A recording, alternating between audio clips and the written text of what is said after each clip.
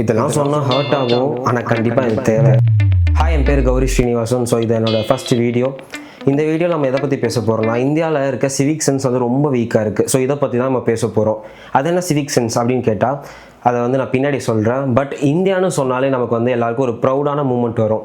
அதாவது ரொம்ப பழமையான நாடு, அதுக்கப்புறம் ஒற்றுமை, அதுக்கப்புறம் ட்ரெடிஷ்னல் கல்ச்சர் அப்படின்னு சொல்லிட்டே போகலாம். இதெல்லாம் உண்மை தான்.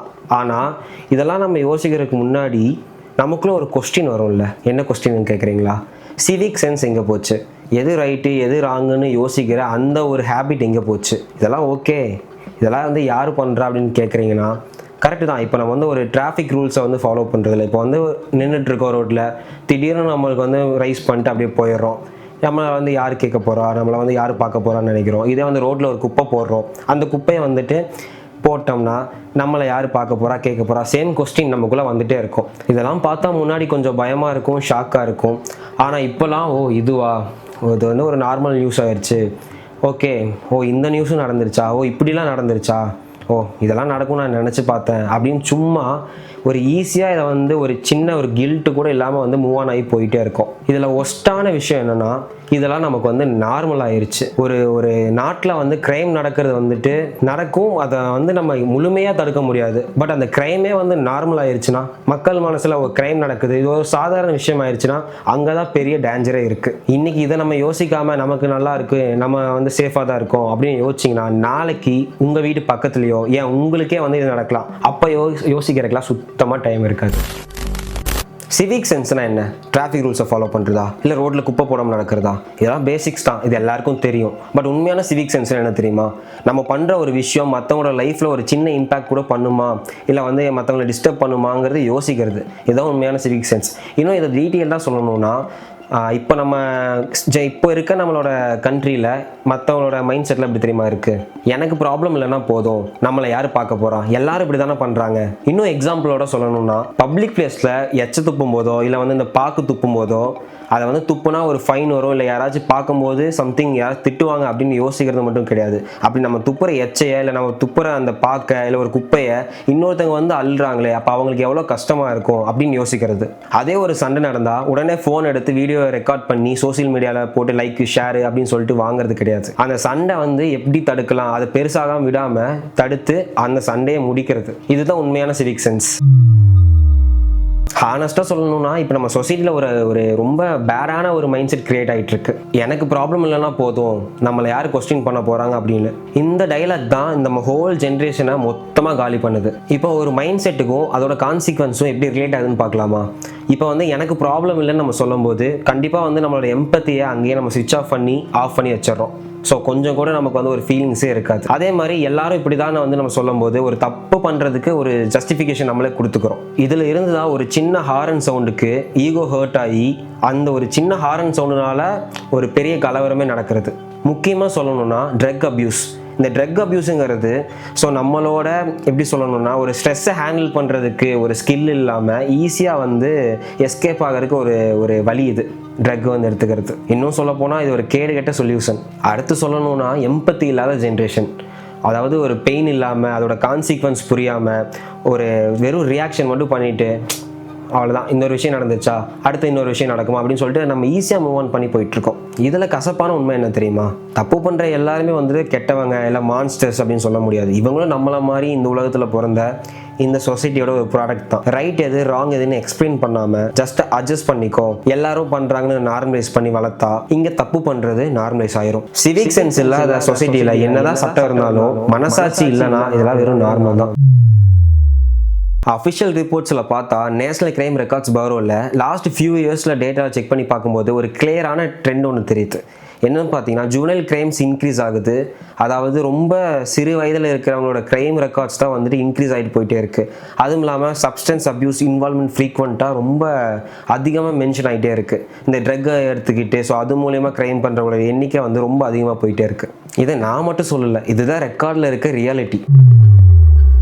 ஆனால் ரொம்ப முக்கியமான பாயிண்ட் ஒன்று இருக்குது. இது பணக்காரனோ ஏழைக்கான பிரச்சனை கிடையாது, இல்லை வந்து ஒரு சிட்டியில் இருக்கவங்க இல்லை ஒரு கிராமத்தில் இருக்கவங்க அவங்களோட தனிப்பட்ட பிரச்சனை கிடையாது. இது கிளாஸ், ஏரியா, பணக்காரன், நல்லவன், கெட்டவன் இதெல்லாம் தாண்டி ஒரு ஸ்ப்ரெட் ஆகிற ஒரு மைண்ட் செட் ப்ராப்ளம் இது. இப்போ எல்லாருக்குமே ஒரு கேள்வி இருக்கும், அப்போ ஏன் வந்து இதை தடுக்க முடியல அப்படின்னு.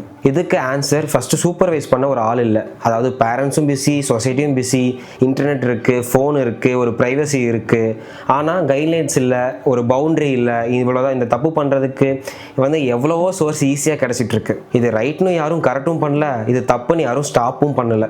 ரெண்டாவது, வேல்யூ எஜுகேஷன் இல்லை. ஸ்கூலில் வெறும் சிலபஸ் மட்டும் தான் கம்ப்ளீட் பண்ணுறோம். மார்க்ஸு, ரேங்க்கு, எக்ஸாம் இது மட்டும்தான் வந்துட்டு நம்ம ஸ்டூடெண்ட்ஸ்க்கு வந்து சொல்லி கொடுத்துட்டு இருக்காங்க. ஆனால் ஆங்கர் எப்படி கண்ட்ரோல் பண்ணுறது, நமக்கு பிடிக்காத ஒரு விஷயத்த நம்ம ஃப்ரெண்ட்ஸோ ஒரு ஃபேமிலியோ வந்து நம்மளை வற்புறுத்தி சொன்னாங்கன்னா அதுக்கு எப்படி நோ சொல்கிறது. முக்கியமாக சொல்லணும்னா, நம்ம ஒரு தப்பு பண்ணுறோம்னா, ஒரு விஷயம் பண்ணுறோம்னா அதோட கான்சிக்வன்ஸ் என்ன வரும்னு ஸ்கூல்லேருந்து சொல்லி கொடுத்தா தான் இது எல்லாமே மாறும். மூணாவது, டிஜிட்டல் எக்ஸ்போசர், ஒரு மெச்சூரிட்டி இல்லாமல். அதாவது இது ரொம்ப ஒரு பெரிய இஷ்யூ தான். ஒரு எப்படி சொல்கிறது, ஒரு 12லேருந்து ஒரு 15 வயசு பசங்களுக்கு ஈஸியாக வந்துட்டு ஒரு ரீல்ஸ் பார்க்குறாங்கன்னு வச்சுக்கோங்களேன். ஒரு அன்லிமிட்டடாக ரீல்ஸ் வருது, அதுக்கப்புறம் ஒரு வயலன்ஸான கிளிப்ஸ் வருது, அதுக்கப்புறம் ட்ரக்கை வந்து க்ளோரிஃபை பண்ணுறோம், அதுக்கப்புறம் வந்து இன்ஸ்டண்ட்டாக வந்து ஃபேமஸ் ஆகிறதுக்கு என்னெல்லாம் பண்ணலாம் அப்படின்னு சொல்லிட்டு அது வந்து ஒரு டோப்பமைன் ஹிட்டு மாதிரி நமக்குள்ளே வந்துட்டே இருக்குது. ஆனால் 12லேருந்து 15 வயசில் இருக்க பசங்களுக்கு ஒரு ப்ராப்பரான வந்து ஒரு எமோஷ்னல் மெச்சூரிட்டி கிடையாது. ஒரு தப்பு நடக்குதுன்னா அதோட கான்சிக்வன்ஸ் என்னன்னு தெரியாது, எது ரைட்டு எது ஒரு தப்புன்னு சொல்லிட்டு ஒரு ஃபில்டர் வந்து பண்ண தெரியாது. அப்போ அதோட ரிசல்ட் ஆப்வியஸாக வந்து கேள்விக்குறி தான். நாலாவது, cinema versus real life confusion. மொபைலில் வைலன்ஸ் பார்த்துட்டு ஒரு பஞ்ச் விட்டால் அதை வந்து ஹீரோயிசம் நினச்சிக்கிறது, அதுக்கப்புறம் கோவம் வந்தால் அதுதான் பவர்னு நினச்சிக்கிறது, அதுக்கப்புறம் டாமினன்ஸ் தான் உண்மையான ரெஸ்பெக்ட்னு நமக்குள்ள ஒரு சப்கான்சியஸாக செட் பண்ணிக்கிறது. இதுக்கெல்லாம் யார் பொறுப்பு? இப்போ நம்ம எல்லாரோட மைண்ட்லேயும் வந்து ஆட்டோமேட்டிக்காக ஒரு கேள்வி வரும், பசங்க தான் தப்பா, இல்லை பேரண்ட்ஸ் தான் தப்பா, இல்லை கவர்மெண்ட் தான் தப்பா? சொல்லப்போனால் எல்லாரும் கொஞ்சம் தப்பு தான். ஏன் கவர்மெண்ட் கூட சில விஷயங்கள தப்பு தான். பட் பசங்களை கம்ப்ளீட்டாக தப்புன்னு சொல்ல முடியாது. பட் பசங்க தப்பு பண்ணுறாங்க தான். ஆனால் ஒரு கேள்வி, நல்லது எது கெட்டது எதுன்னு சொல்லி வளர்க்குறாங்களா? ஒரு தப்பு நடந்தால் ஒரு தப்பு பண்ணுனா அதில் வந்து எவ்வளோ கான்சிக்வன்சஸ் இருக்குது அப்படின்னு சொல்லி வளர்க்குறாங்களா? 12லேருந்து 17 வயசு பசங்களுக்கு பிரெயின் ஸ்டில் டெவலப்பிங். அவங்களுக்கு வந்து எமோஷன் ரொம்ப ஸ்ட்ராங்காக இருக்கும். எதை எப்படி பண்ணணுங்கிற ஒரு மைண்ட் செட் வந்து தெளிவாக இருக்காது. கண்ட்ரோல் ரொம்ப வீக்காக இருக்கும். இதில் கைட்லைன்ஸ் இல்லாமல் இருந்தால் மிஸ்டேக் பண்ணுறது ஈஸி, பட் அதை புரிஞ்சுக்கிறது ரொம்ப கஷ்டம். ஸோ பசங்களை மட்டும் தப்பு சொல்கிறது ஃபேர் கிடையாது. இதில் பேரண்ட்ஸ் தான் ரொம்ப இம்பார்ட்டண்டான ரோலில் இருக்காங்க. இது கொஞ்சம் சென்சிட்டிவான டாபிக் தான், பட் இது சொல்லி ஆகணும். என் பையன் நல்ல பையன், என் பொண்ணு நல்ல பொண்ணு, இந்த வார்த்தையிலலாம் எந்த தப்பும் கிடையாது. ஆனால் அது மட்டும் போதுமா? அவங்க ஃபோனில் என்ன பார்க்குறாங்க, அவங்க ரெகுலராக என்ன கண்டென்ட் வந்து கன்சியூம் பண்ணுறாங்க, இதெல்லாம் அவங்க ப்ரைவசின்னு சொல்லி நினச்சிங்கன்னா நீங்கள் கண்டிப்பாக பேரண்டிங் பண்ண தெரியாமல் இருக்கீங்க தான் அர்த்தம். பேரண்ட்ஸ்னால் வெறும் கண்ட்ரோல் பண்ணுறது மட்டும் கிடையாது, ஒரு கனெக்ஷன், ஒரு கான்வர்சேஷன், ஒரு பவுண்டரிஸ் வித் ட்ரஸ்டோட. படின்னு சொல்கிற ஜென்ரேஷனில் லைஃபை கண்ட்ரோல் பண்ணுறதுக்கு யார் சொல்லித்தரா? அடுத்த முக்கியமான விஷயம், நம்ம இந்தியாவில் சிஸ்டம், கவர்மெண்ட், லா எல்லாமே இருக்குது. அதே மாதிரி நம்ம கண்ட்ரியில் ட்ரக்ஸுக்கு அகேன்ஸ்டாக வந்து அதே மாதிரி ரொம்ப ஸ்ட்ரிக்டான ஒரு லா இருக்குது. ஜூவனைல் ப்ரொடெக்ஷன் ஆக்டும் இருக்குது. ஆனால் கிரவுண்ட் லெவல் என்ஃபோர்ஸ்மெண்ட் ரொம்ப வீக். ஈஸியாக ட்ரக்ஸ் கிடைக்குது. எங்கள் வீட்டு பக்கத்தில் பார்த்தீங்கன்னா ஒரு கொஞ்சம் தூரம் இருக்கும். ஸோ அந்த ஒரு சின்ன ஒரு சந்தில் வந்துட்டு ட்ரக்ஸ் வந்துட்டு ஈஸியாக வித்துட்டு இருக்காங்க. அப்போ போலீஸ் என்ன தான் பண்ணுது, இந்த கவர்மெண்ட் என்ன தான் பண்ணுது? ஸோ இதெல்லாம் ஏன் வந்து தடுக்க மாட்டாங்க? என்ன ஒரு காரணம்னா, தப்பு பண்ணுறவங்களுக்கு அந்த ஃபியர் ஆஃப் லாங்கிற ஒரு விஷயம் ரொம்ப கம்மி. லாவை பார்த்து யாருக்கும் எந்த பயமும் இல்லை. என்னதான் பண்ணாலும் நமக்கு தெரிஞ்ச ஒரு பெரிய ஆள் இருக்கான், அவனை வச்சு வெளியே வந்துடலாம், இல்லை வந்து நமக்கு ஹெல்ப் பண்ணுறதுக்கு யாராச்சும் இருப்பாங்க, நம்மளை வந்து ஈஸியாக வந்து பெயில் எடுத்துருவாங்க, நம்ம எவ்வளோ தப்பு வேணாலும் பண்ணலாம்னு நினச்சிட்டு இருக்காங்க. பட் இங்கே வந்து எவ்வளோ சட்டம் இருந்தாலும் நம்மளோட அந்த மனசாட்சின்னு ஒன்று இருக்குல்ல, ஸோ நம்மளோட மைண்ட்னு ஒன்று இருக்குல்ல, ஸோ அதில் நம்ம கரெக்ட் பண்ணால் மட்டும்தான் எல்லாமே தடுக்க முடியும். இங்கே லா எல்லாமே கரெக்டாக தான் இருக்குது, ஆனால் ஸ்ட்ரீட் லெவல் இம்ப்ளிமெண்ட் தான் ரொம்ப வீக்காக இருக்குது. லா என்ஃபோர்ஸ் ஆகலைன்னு வச்சுக்கோங்களேன், நம்ம பண்ணுற ஒவ்வொரு சின்ன தப்பும் நார்மல் ஆயிரும். சொசைட்டியில் நம்மளோட ரோல் என்ன தெரியுமா?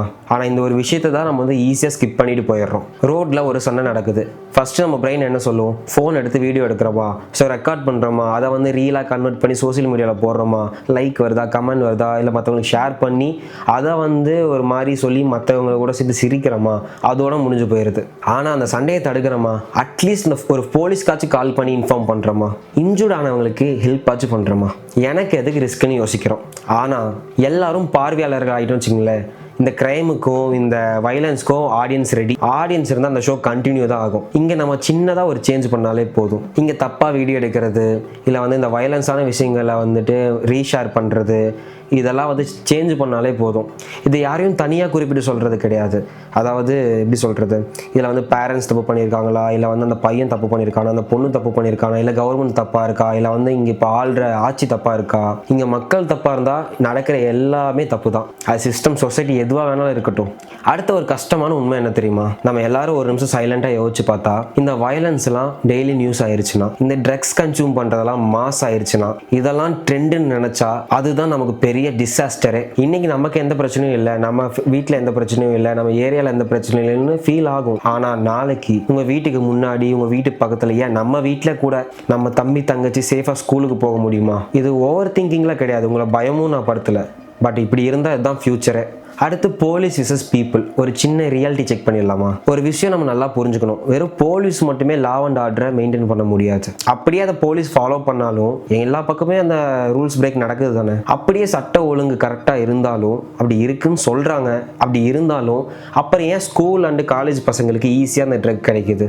ரீசன் என்னன்னா, சிவிக் சென்ஸ் சுத்தமாக கிடையாது, அதை விட செல்ஃப் கண்ட்ரோல் சுத்தமாக கிடையாது. எனக்கு நான் நல்லா இருந்தால் போதுங்கிற ஒரு மைண்ட் செட். போலீஸ்க்கு பவர் இருக்குது, ஆனால் மக்களுக்கு மனசாட்சி இல்லைன்னா எந்த பவராக இருந்தாலும் வேஸ்ட் தான்.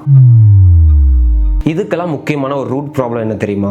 இந்த தப்பெல்லாம் கவர்மெண்ட்லேயோ இல்லை ஸ்கூல் சிலபஸ்லேயோ உருவாகலை, அது நம்ம வீட்டில் தான் ஸ்டார்ட் ஆகுது. சின்ன பசங்க பொண்ணுங்க ஃபர்ஸ்ட் கற்றுக்கிறதுல இருந்து அம்மா அப்பா எப்படி ரியாக்ட் பண்ணுறாங்க, தப்பு நடந்தால் அதை எப்படி ஹேண்டில் பண்ணுறாங்க, முக்கியமாக கோவம் வந்தால் அவங்க எப்படி என்ன பண்ணுறாங்க, இதை பார்த்து தான் குழந்தைங்க வளருவாங்க. பசங்களை அடித்து மட்டுமே வளர்த்தா உங்களை பார்த்து கொஞ்சம் பயம் இருக்கும், ஆனால் உங்களை பற்றின வேல்யூஸ் இருக்காது. அப்படி வேல்யூஸ் இல்லாமல் போனால் அவன் அந்த பையன் பண்ணுற ஃபஸ்ட்டு ஒரு க்ரைமில் உங்கள் மேலேயோ சொசைட்டி மேலேயோ இருக்க பயம் ஆட்டோமேட்டிக்காக போயிடும். இங்கே எல்லாரும் மான்ஸ்டரெல்லாம் யாரும் பிறக்காது கிடையாது, எல்லாரும் நம்மளை மாதிரி நார்மலாக தான் பிறந்தாங்க. ஆனால் போக போக ஒரு முறையான ஒரு பேரண்டிங் இல்லாமல், ஒரு எஜுகேஷன் இல்லாமல், கான்சிக்வன்ஸ்லாம் என்னென்னு தெரியாமல் வளர்ந்தா கண்டிப்பாக தப்பு பண்ணுறதுல அவன் தான் ஃபஸ்ட்டு நம்பர் 1 கிரிமினலாக இருக்கான். இதுக்கு நம்ம என்ன பண்ணணும்? இதுக்கு பெரிய ரெவல்யூஷன்லாம் தேவை கிடையாது. உங்கள் வீட்டில் ஒரு சின்ன ஆக்ஷன் ப்ளஸ் கன்சிஸ்டன்சியோட இருங்க, அது போதும். நெக்ஸ்ட்டு வயலன்ஸை க்ளோரிஃபை பண்ணாமல் இருக்கணும். இங்கே நிறையா பேர் பார்த்தீங்கன்னா இன்ஸ்டாகிராமில் வர ரீல்ஸை வந்துட்டு ஒரு சின்ன வயலன்ஸான இதை பார்த்தா நம்ம எல்லாரும், எனக்கு தெரிஞ்சு நம்ம எல்லாரும் என்ஜாய் பண்ணுவோம். ஒரு நெட்ஃப்ளிக்ஸில் ஒரு படம் பார்க்குறதா இருக்கட்டும், அமேசான் ப்ரைமில் ஒரு படம் பார்க்குறதா இருக்கட்டும், அந்த படத்தில் வர வயலன்ஸில் வந்துட்டு செமையாக இருக்குது, ஸோ அதை வந்து நம்மளை அட்ராக்ட் பண்ணுன்னு சொல்லிட்டு அந்த ஒரு முக்கியமான சீனை தான் நம்ம பார்க்குறோம். பட் அதே சமயம் அந்த வயலன்ஸ் ஒரு சில பேர்த்த வந்து எப்படி ஒரு கிரிமினலாக மாற்றுதுங்கிறது தான் இன்றைக்கி இங்கே நடக்கிற ஒவ்வொரு பிரச்சனைக்கும் காரணம். இதெல்லாம் நம்ம தெரியாமல் டே டு டே லைஃப்பில் அப்படியே பண்ணிகிட்ருக்கோம். 18+ கண்டென்ட்டை ஷேர் பண்ணுறது, ஒரு தப்பு பண்ணால் கமெண்ட்டில் போய்ட்டு மாஸ் ப்ரோ, நீங்கள் தான் ப்ரோ அடுத்த தலைவன் ப்ரோன்னு சொல்கிறது, ப்ரூட்டலான கிளிப்ஸாக ரிப்பீட்டடாக பார்க்குறது, இதெல்லாம் வயலன்ஸ்க்கு கண்டிப்பாக அட்டென்ஷன் தான் கொடுக்குது. ஒருத்தன் போஸ்ட் பண்ணுற வயலன்ஸான ரீல்ஸ்க்கு நம்ம லைக்கோ ஷேரோ பண்ணால் கண்டிப்பாக அதை அவன் ட்ரெண்டாக நினச்சி அதை ரிப்பீட் தான் பண்ணுவான். அடுத்த அதே மாதிரி ஒன்று பண்ணி போஸ்ட் தான் பண்ணுவான் சோசியல் மீடியாவில். பட் நம்ம அதை இக்னோர் பண்ணோம்னா அவனுக்கு என்னடா நம்மளை பார்க்க மாட்டாங்கன்னு சொல்லிட்டு அவன் அதை ஸ்டாப் பண்ணிடுவான். இதுதான் சிம்பிளான விஷயம். அவனுக்கு லைவ் ஆடியன்ஸ் இல்லாமல் போயிடும். அப்போ நெக்ஸ்ட் அவன் வீடியோ பண்ணுறதை நிறுத்திடுவான். நம்ம எல்லாரும் அவேராக இருந்தால் நமக்கு நடக்கிற தப்பை நம்மளே குறைச்சிக்கலாம். மினிமம் ஏதாச்சும் ஒரு பையனோட லைஃப் ஆச்சு சேஞ்ச் ஆகும். அட்லீஸ்ட் ஒரு ஃபேமிலியாச்சும் சேஃபாக இருப்பாங்க. சேஞ்சு கண்டிப்பாக ஓவர் நெட்டில் வராது. ஆனால் நம்ம கவர்மெண்ட்லேருந்து நம்ம மக்கள் வரைக்கும் எல்லாரும் கரெக்டாக கன்சிஸ்டன்சியாக எந்த ஒரு தப்பும் பண்ணாமல் ரொம்ப அவேராக இருந்தாங்கன்னா கண்டிப்பாக சேஞ்ச் வரும். இதுக்கு நம்ம எல்லாரும் ஹீரோ ஆகணும்னு நான் சொல்ல வரல. பட் தப்பாக பார்த்தீங்கன்னா சைலண்டாக இருக்காதீங்க, கொஸ்டின் பண்ணுங்கள், அந்த இடத்துல போய் நின்று கேளுங்க தான் நான் சொல்கிறேன். கடைசியாக ஒரு விஷயம் க்ளீனாக சொல்லணும்னா, இந்தியாவில் ப்ராப்ளம் மணியோ இல்லை வந்து ஒரு ஸ்கில்லோ இல்லை வந்து ஒரு மேன் பவரோ இதெல்லாம் கிடையாது. நம்ம மக்களோட மைண்ட் செட் தான். மைண்ட் செட் மட்டும்தான் ப்ராப்ளமே. சிவிக் சென்ஸ்னு சொன்னால் வெறும் நான் முன்ன சொன்ன மாதிரி டிராஃபிக் ரூல்ஸை ஃபாலோ பண்ணுறது, குப்பை போடாமல் இருக்கிறது, இதெல்லாம் பேசிக்ஸ் தான். நான் அகைன் சொல்கிறேன். பட் உண்மையான சிவிக் சென்ஸ்னா என்ன தெரியுமா? நம்மளை தாண்டி வேற ஒருத்தங்க லைஃபுக்கு நம்ம ரெஸ்பெக்ட் கொடுக்கறது, மற்றவங்களுக்கும் நம்மள மாதிரியே வலிக்குன்னு புரிஞ்சுக்கிறது, என்னால் மற்ற யாருக்கும் ப்ராப்ளம் வரக்கூடாதுன்னு யோசிக்கிறது, மனசாட்சியோட. நம்ம மனசாட்சியெல்லாம் லாவில் எழுதி சட்டமாக வந்து கிரியேட் பண்ண முடியாது, இல்ல வந்து ஓவர் நைட்ல போலீஸ் என்ஃபோர்ஸ் பண்ண முடியாது. இது நம்ம எல்லாருக்குமே தானா தோணணும். இதுல ஒரு பர்டிகுலர் பார்ட்டியோ இல்ல ஒரு கவர்மெண்ட்டையோ இல்ல இவங்க ஆட்சி சரியில்லை அப்படின்னு சொல்லிட்டு அவங்கள நம்ம வந்து தப்பு சொல்லி ஒன்றும் பிரயோஜனம் இல்லைன்னு நினைக்கிறேன். ஏன்னா நம்ம என்னதான் நம்மளோட நம்ம எவ்வளவுதான் கதறினாலும் நம்மளோட கஷ்டத்தை போய் சொன்னாலும் அவங்க கேட்குற மாதிரிலாம் கிடையாது. ஸோ அவங்களுக்கு என்ன தோணுதோ அதை தான் பண்ண போகிறாங்க. பட் நம்ம கரெக்டாக இருந்தோம்னா, நம்மள இருக்க ஒவ்வொருத்தவங்களும் கரெக்டாக இருந்தோம்னா அவங்க ஆட்டோமேட்டிக்காக வந்து கரெக்டாக இருக்க போகிறாங்க.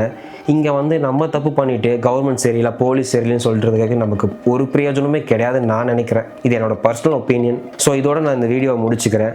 ஸோ உங்களுக்கு ஒரு சின்ன டீட்டெயில் கிடச்சிருக்குன்னு நான் நம்புகிறேன். உங்கள் ஃப்ரெண்ட்ஸ் எல்லாருக்கும் ஷேர் பண்ணுங்கள், லைக் பண்ணுங்கள், மறக்காமல் சப்ஸ்கிரைப் பண்ணிடுங்க. நெக்ஸ்ட் இன்னொரு பெரிய வீடியோவில் உங்களை நான் பார்க்குறேன். உங்கள் டைம் இப்போ யோசிச்சு பாருங்கள். டாடா பாய்.